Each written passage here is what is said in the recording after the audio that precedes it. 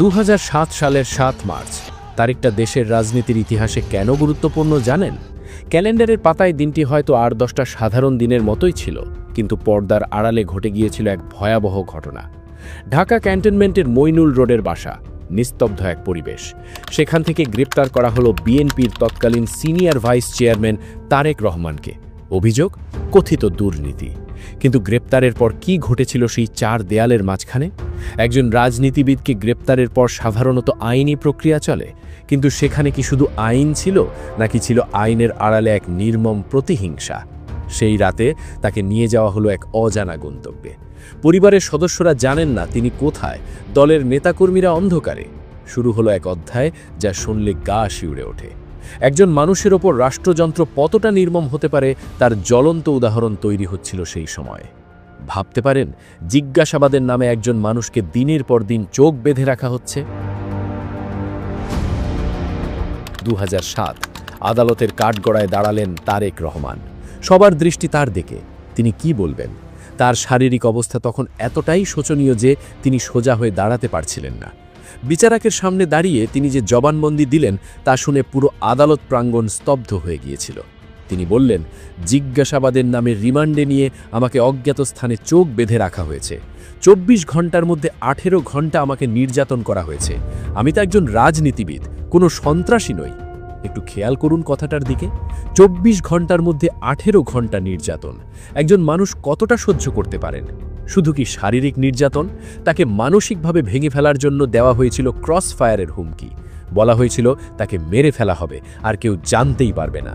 তারেক রহমান আদালতে সেদিন বলেছিলেন, আদালত আমার চিকিৎসার নির্দেশ দিলেও তা মানা হয়নি। এখন যদি আমাকে আবার রিমান্ডে নেওয়া হয়, আমি আর বাঁচব না।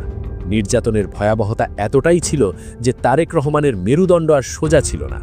মেডিকেল রিপোর্ট যখন হাতে এলো, তখন চিকিৎসকরাও শিউরে উঠলেন। কি ছিল সেই রিপোর্টে? নির্যাতনের চোটে তারেক রহমানের মেরুদণ্ডের 6 ও 7 নম্বর হাড় ভেঙে গিয়েছিল।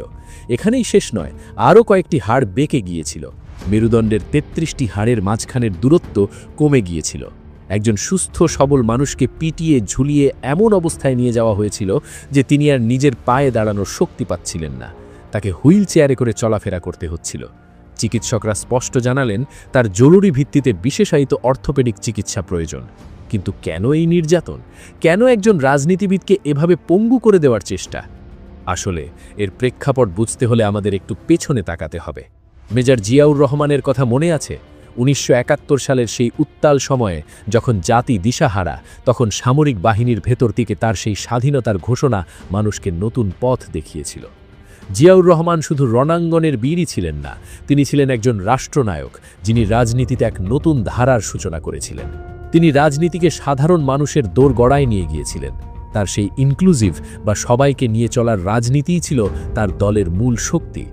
জিয়াউর রহমানের মৃত্যুর পর যখন মনে করা হচ্ছিল বিএনপি শেষ হয়ে যাবে, তখন হাল ধরলেন এক গৃহবধূ, তার স্ত্রী বেগম খালেদা জিয়া। তিনি এরশাদ বিরোধী আন্দোলনে যে ভূমিকা রেখেছিলেন তা তাকে দেশনেত্রী উপাধি এনে দিয়েছিল। তিনি বিএনপিকে ধ্বংসস্তূপ থেকে তুলে এনেছিলেন। এই যে জিয়া পরিবার, যারা বাংলাদেশের মানুষের কাছে আস্থার প্রতীক হয়ে উঠেছিল, তখন তাদের এই জনপ্রিয়তাই কি কাল হয়ে দাঁড়িয়েছিল? 111-এর কুশীলবরা খুব ভালো করেই জানত, বিএনপিকে দুর্বল করতে হলে আগে ভাঙতে হবে এর নেতৃত্বের মেরুদণ্ড। আর সেই লক্ষ্যেই টার্গেট করা হয়েছিল তারেক রহমানকে। মিডিয়াতে দিনের পর দিন তার বিরুদ্ধে নেতিবাচক প্রোপাগান্ডা চালানো হলো। তাকে ডেমোনাইজ বা দানব হিসেবে প্রতিষ্ঠা করার চেষ্টা করা হলো। কিন্তু যখন আইনিভাবে তাকে আটকানো যাচ্ছিল না, তখন বেছে নেওয়া হলো শারীরিক নির্যাতনের পথ। উদ্দেশ্য ছিল একটাই, হয় তাকে মেরে ফেলা, নয়তো এমনভাবে পঙ্গু করে দেওয়া যাতে তিনি আর কোনো দিন রাজনীতিতে ফিরতে না পারেন। কিন্তু তারা কি সফল হয়েছিল?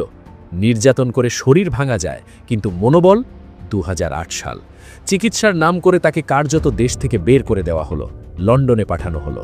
তখন প্রচার করা হলো তারেক রহমান আর রাজনীতি করবেন না, তিনি মুচলেকা দিয়ে পালিয়ে গেছেন। কিন্তু সত্য কি তাই ছিল, নাকি ওটা ছিল তাকে সরিয়ে দেওয়ার এক গভীর ষড়যন্ত্রের অংশ? তিনি যখন দেশ ছাড়েন, তখন তার বয়স ছিল তারুণ্যে ভরপুর। আর আজ 17 বছর কেটে গেছে। সেই তরুণ নেতা আজ প্রৌঢ়ত্বে পা দিয়েছেন। লন্ডনে বসে তিনি কি চুপ করেছিলেন? একদমই নয়। দেশের বাইরে থেকেও তিনি এক অসম্ভবকে সম্ভব করেছেন। আওয়ামী লীগের মতো ফ্যাসিস্ট সরকারের বিরুদ্ধে দলকে ঐক্যবদ্ধ রাখা কি চাটখানি কথা? দেশে বেগম খালেদা জিয়াকে কারাগারে পাঠানো হলো, হাজার হাজার নেতাকর্মীকে গুম খুন করা হলো, মামলা হামলায় জর্জরিত বিএনপি। সবাই ভেবেছিল এবার বিএনপি ভেঙে টুকরো টুকরো হয়ে যাবে, নেতৃত্ব দেওয়ার কেউ নেই, তারেক রহমান হাজার মাইল দূরে। কিন্তু তারেক রহমান প্রমাণ করলেন, নেতৃত্ব দিতে হলে শুধু উপস্থিত থাকলেই হয় না, প্রয়োজন মেধা আর কৌশলের। তিনি প্রযুক্তির সাহায্যে দলের তৃণমূলের সাথে যোগাযোগ স্থাপন করলেন। স্কাইপি বা জুম কলে দিনের পর দিন, ঘণ্টার পর ঘণ্টা তিনি নেতাকর্মীদের কথা শুনেছেন, তাদের সাহস জুগিয়েছেন। যারা তাকে রুক্ষ বা বদমেজাজি হিসাবে প্রচার করেছিল, কর্মীরা অনলাইনে কথা বলে আবিষ্কার করল এক ভিন্ন তারেক রহমানকে, যিনি ধৈর্য ধরে সবার কথা শোনেন, যিনি বিনয়ী, যিনি সংবেদনশীল। আওয়ামী সরকার এবং তাদের দোসররা কম চেষ্টা করেনি বিএনপিকে ভাঙতে, কিন্তু তারা ভুলে গিয়েছিল দেওয়াল তুলে হয়তো শব্দ আটকানো যায়, কিন্তু আদর্শকে আটকানো যায় না। তারেক রহমান তার বাবার মতো কম কথা বলেন, কিন্তু কাজ করেন বেশি, আবার মায়ের মতো ধৈর্যশীল। এই দীর্ঘ প্রবাস জীবনে তিনি নিজেকে নতুন করে গড়ে তুলেছেন। তিনি প্রতিহিংসার রাজনীতিতে বিশ্বাস করেন না। যখন স্বৈরাচারী সরকারের পতন হলো, তখন মানুষের মনে একটাই প্রশ্ন ছিল, কবে ফিরবেন তিনি?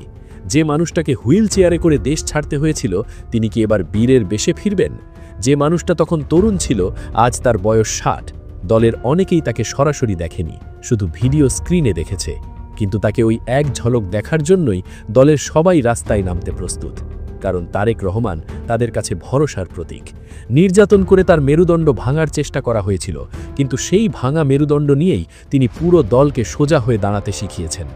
আজকের পরিস্থিতিতে দাঁড়িয়ে একটা কথা খুব স্পষ্ট, ২০০৭ সালের সেই সময়ে যারা তারেক রহমানকে নির্যাতন করেছিল, তারা হয়তো ভেবেছিল সেখানেই সব শেষ, কিন্তু তারা বুঝতে পারেনি ফিনিক্স পাখি ভস্ম থেকে আবার জন্ম নেয়।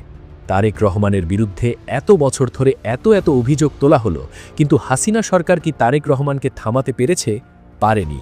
উল্টো তারাই আজ ইতিহাসের আস্থা করে নিক্ষিপ্ত। আগামীতে বিএনপি ক্ষমতায় এলে বইয়ের পাতায় হয়তো এই বিবরণগুলো লেখা থাকবে। তারেক রহমান সংগ্রাম ও রাজনৈতিক যাত্রা নামক বইয়ে সেই কালো দিনগুলোর কথা উঠে এসেছে। কিন্তু তারেক রহমান যে যন্ত্রণা, যে অপমান সহ্য করেছেন, তা কি কোনো বইয়ের পাতায় পুরোপুরি তুলে ধরা সম্ভব? বিএনপির কাছে তারেক রহমানের প্রত্যাবর্তন তাই শুধু একজন ব্যক্তির দেশে ফেরা নয়, এটি হয়েছে দেশের হারানো নেতার প্রত্যাবর্তন। এটি হয়েছে সেই ইনক্লুসিভ রাজনীতির প্রত্যাবর্তন যার স্বপ্ন দেখেছিলেন শহীদ জিয়াউর রহমান। পতন থেকে উঠে দাঁড়িয়ে নতুন করে দেশ গড়ার যে শপথ তারেক রহমান নিয়েছেন, তা বাস্তবায়নের পথ হয়তো খুব সহজ হবে না। কিন্তু যিনি এত কিছুর পর দেশে ফিরে এসেছেন, যিনি ১৭ বছর ধরে প্রবাসে থেকেও দলের হাল ছাড়েননি, তার কাছে সামনের চ্যালেঞ্জগুলো কঠিন হবে কি? তারেক রহমানকে রাজনীতি থেকে মুছে ফেলার জন্য তৎকালীন সরকার সর্বোচ্চ শক্তি প্রয়োগ করেছিল। তবে আজ সেই মানুষটিই আজ বিএনপির সবচেয়ে বড় রাজনৈতিক শক্তির কাণ্ডারি। একে কি আপনারা ভাগ্যের লিখন বলবেন, নাকি একজন নেতার অদম্য ইচ্ছাশক্তি? সময়ের এই প্রতিশোধ কি অদ্ভুত, তাই না?